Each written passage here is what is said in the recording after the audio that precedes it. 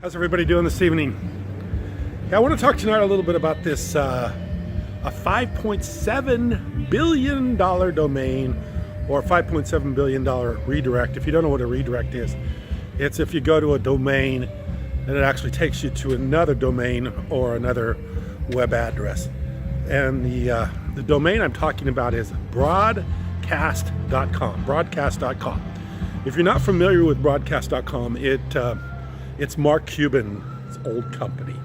Mark Cuban, the guy on Shark Tank, the guy that probably wants to run for president someday. He was on the Trump wagon for a while, then he got off, got on the Hillary wagon. Anyway, the guy, is he's all over the television. He's all over the media.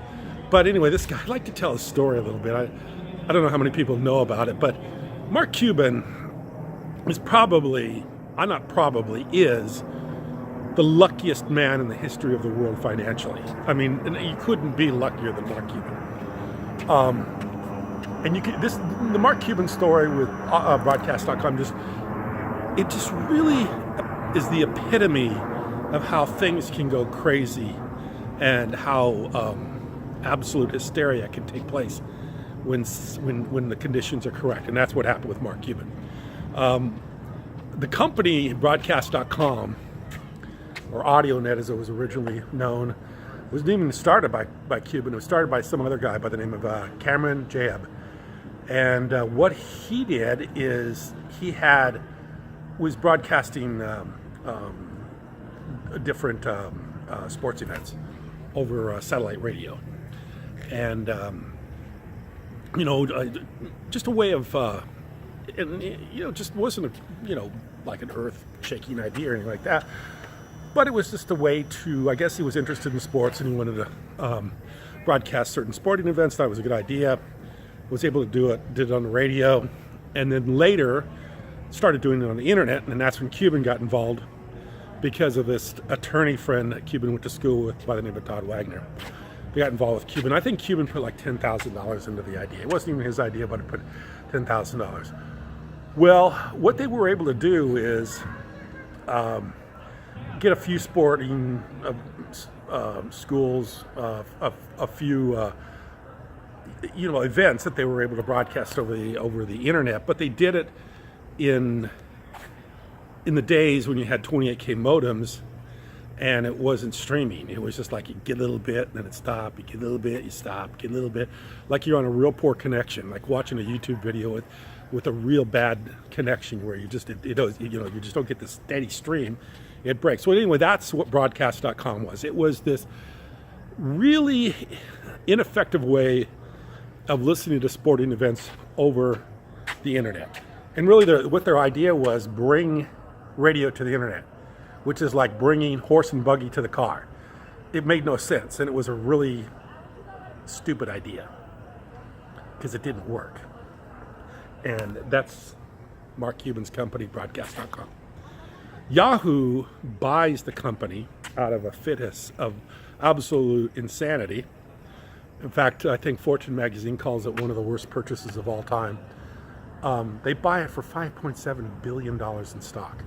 Well, at the time, Yahoo stock's going crazy, so it's play money for them, and they just throw it at Cuban and his partners. And I don't know what Cuban made out of the thing. He probably made, a couple $1 billion maybe for this really bad idea that didn't work in a time where the conditions had to be absolutely perfect for someone to pay that. And I think all the Yahoo executives that are involved with this eventually were removed because it was such a bad deal. But fast forward to, Cuban immediately got rid of the stock, the Yahoo stock. He probably figured any company was that stupid to buy that bad idea for that much money who isn't a company he wants to be involved, which to his credit was a pretty smart move to get rid of it. But anyway, as broadcast.com goes nowhere, it just basically dies. And I think after 2 years after buying it, it doesn't even exist anymore. This is 2001, 2002. And so Yahoo, who paid $5.7 billion for this business that is now worth zero, own a domain. It's basically all it is broadcast.com, and it redirects to Yahoo. Well, recently, Mark Cuban wants to repurchase the domain, broadcast.com. I mean, that's the craziest thing I've ever heard. I mean, if you made out like a billionaire on the worst idea in the world that didn't even exist much, more than a few months after it was purchased, and then you want to come back and purchase the name again, I'd be so embarrassed. I would say, I don't want to ever hear that again. Don't bring it up in front of me. I got away like a bandit. I don't want to hear it anymore. He wants to repurchase the name broadcast.com, and he wants to use it for some sort of applications. I don't know what in the world. But the reason I tell the story is because it's a $5.7 billion deal that ended up literally being worth zero in just a short period of time after it was sold. So how does it go from 5.7 to zero? Well, it goes 5.7 to zero by people just absolutely going hysterical over something that just didn't have any value at all.